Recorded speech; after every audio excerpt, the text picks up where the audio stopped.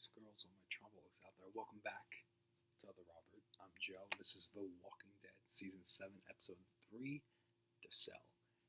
Yes, this is the first episode that I am doing alone. The first episode, we had that wonderful live stream. Thank you all who attended, who watched, and joined in with your comments. And then last week, we had Chris here again. I know I'm a little late to the party this week. It's the day after.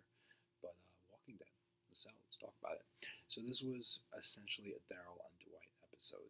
This episode really gave us the backstory of Dwight, which I appreciate. I mean, to have a character like this that they actually devote the time to giving us a background, they start to mean more for us. I mean, how many of our main characters do we really not know their background, right? I mean, Rosita, we've heard it in passing. We've heard in here and there, what her Abraham and Eugene did beforehand. But I mean, we have a very, very weak idea of really how her life was. This was a very strong description of Dwight's life.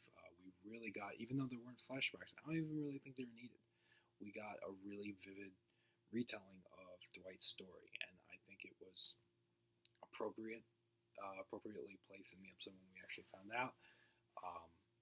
You start off this episode hating Dwight, but by the end you feel for him, and you understand where he's at, and Daryl understood where he's at. And I mean, at that point there was kind of I don't know if respect is the word, or admiration, but there was some kind of mutual kind of bond that was kind of shared between Daryl and Dwight, and that's an interesting story right there between those two characters. I said this last season, I want to see more of them, because I thought Dwight was the perfect foil for Daryl last season. But does he really even need to be a foil anymore? We saw this episode. We know Dwight, his story with Negan. I'm sure that Dwight won't be a bad guy for much longer. He might not be a savior for much longer. So where's this relationship lead to with Daryl? So I really, really like the Dwight focus this episode.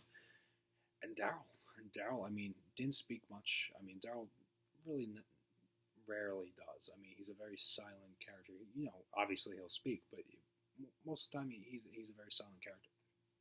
And I mean, rightfully so in this episode. He feels the weight of the Glenn death on his shoulders, which, was Negan going to do it anyway, or did that really make him do something he was going to do? Who knows?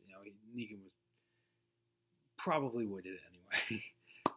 But Daryl really, that guilt is weighing on him, and seeing that picture of Glenn, that was twisted. That was really making Daryl live even more with what he did. So really, really interesting stuff in terms of Daryl. But not too much. I mean, with that Easy Street song, how annoying was that? Really just a breakdown of Daryl, and then it was, the episode reached a nice climax at the end when Negan says, "What's your name?" and Daryl still just says Daryl. That Negan cannot break him down like he did to Rick. He was able to break down Rick. He can't break down Daryl as of right now, and I don't think he will.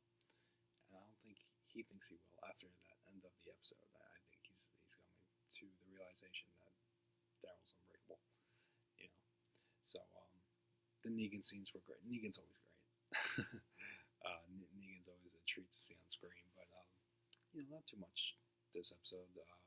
We saw Dwight, and I believe it was a mercy kill with the character who escaped from the sanctuary. So we see the pain that the saviors are, well, some of the saviors are experiencing by following Negan.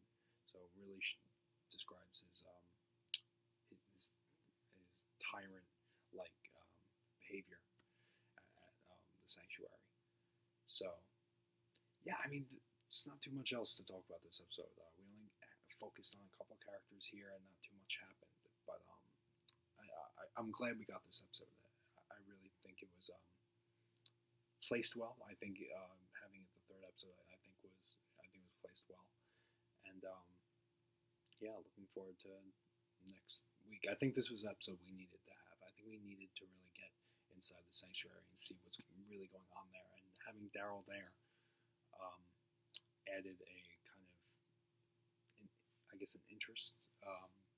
Having a character that we know, it's like Andrea with Woodbury. We knew Andrea, so how is she gonna react in this new place? So that's essentially what we got here with Daryl, just under different circumstances. So that's it for this week's episode of The Walking Dead. Let me know what you guys thought, and subscribe because it takes around that much effort to do so. And until next time.